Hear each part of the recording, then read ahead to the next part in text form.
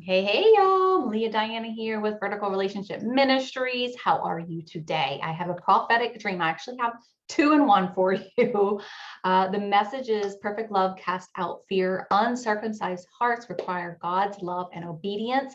This will be podcast episode. Go check that out because I always give a little bit more in the podcast episodes.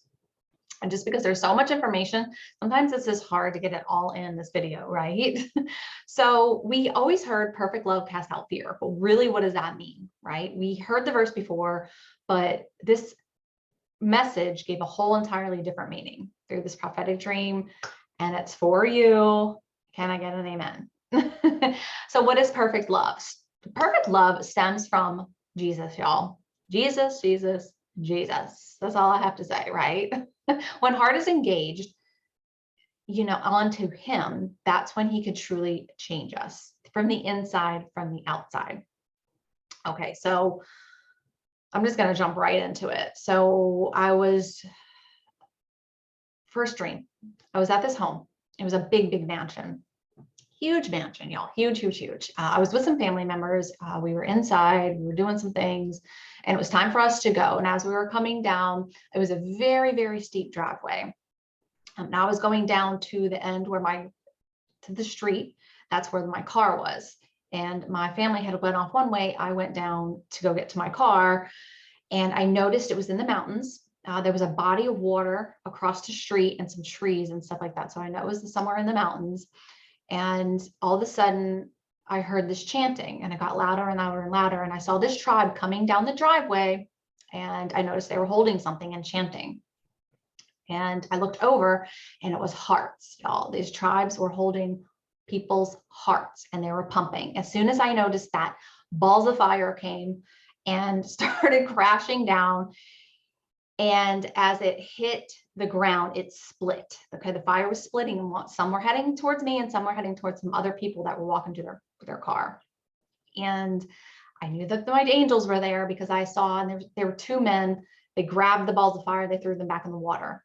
Okay, then you know how you kind of go back, and then God kind of leads you somewhere else. I was back in the home, this mansion. I was downstairs. I was in a basement, and I went to go close the garage door. I noticed it was open.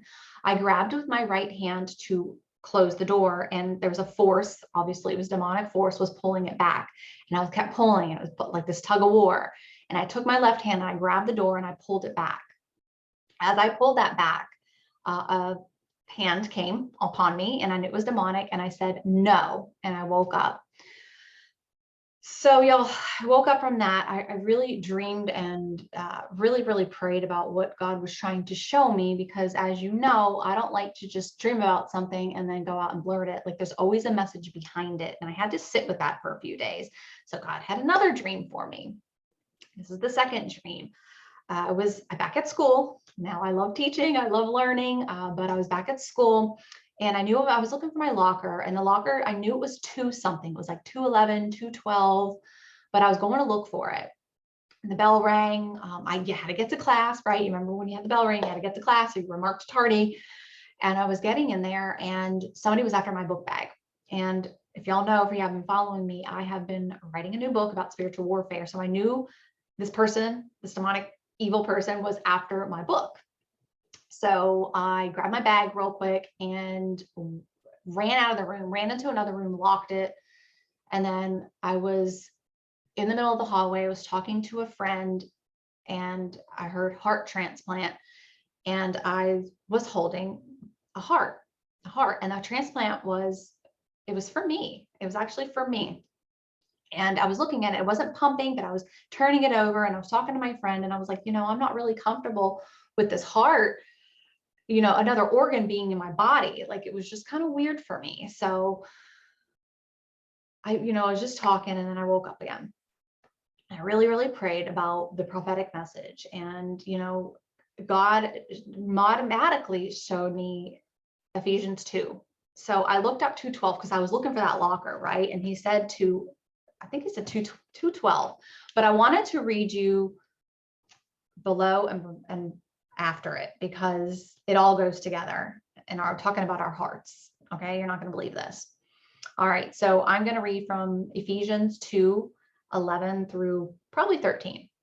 So don't forget that you Gentiles used to be outsiders. You were called uncircumcised heart heathens by the Jews. You were proud of the circumcision, even though it affected only their bodies and not their hearts. Okay, you understand that? In those days, you were living apart from Christ. You were exalted from citizenship among the people of Israel. You did not know the covenant promises God had made to them. You lived in a world without God and without hope. But now you have been united with Jesus Christ. Once you were far apart from God, and now you have been brought near to him through the blood of Christ. Can I get an amen? Y'all, yes, yes. Then he led me to John 1 John 4:4. But you belong to God, my dear children. You have already won the victory because your spirit who lives in you is greater than the spirit of the world. Y'all, come on. Come on. God was showing me as I was holding this, as I was talking about the hearts of so many different people, that we have to be right foremost with him. We have to be right with him, right? But it takes a circumcision of our hearts to be right with him. And that is the pruning process. That is the sanctification process that none of us like to go through, but we need to, if in order to get right with him. He uses us. And it was a journey that, many, many years that I had to go through, and he's still teaching me. It's like, it's never done.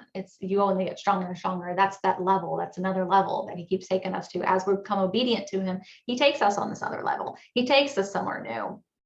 He even said, I'm showing you something new. So it's that physical part. It's that getting into the inner man and changing it from the inside, y'all, from the inside. And that means getting rid of false idols, false religions that we're following. All these things of the world that they say are so amazing, and all these shortcut term processes is not going to cut it with God. It is not short term, y'all.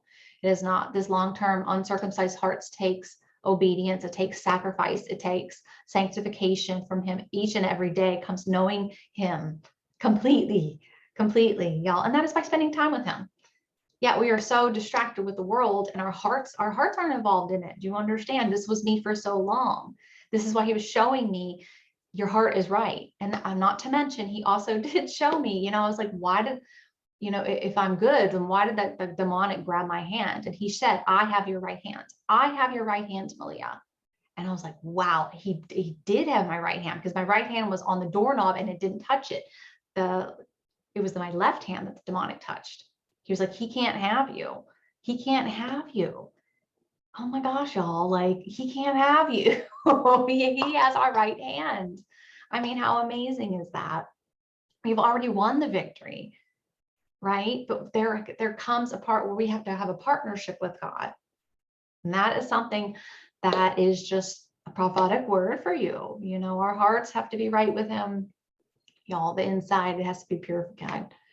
So I hope that helps you. Go check out the podcast episode. Y'all subscribe, share, sow a seed. Just bless other people with this message. And I hope it blessed you. All right. Have a blessed day.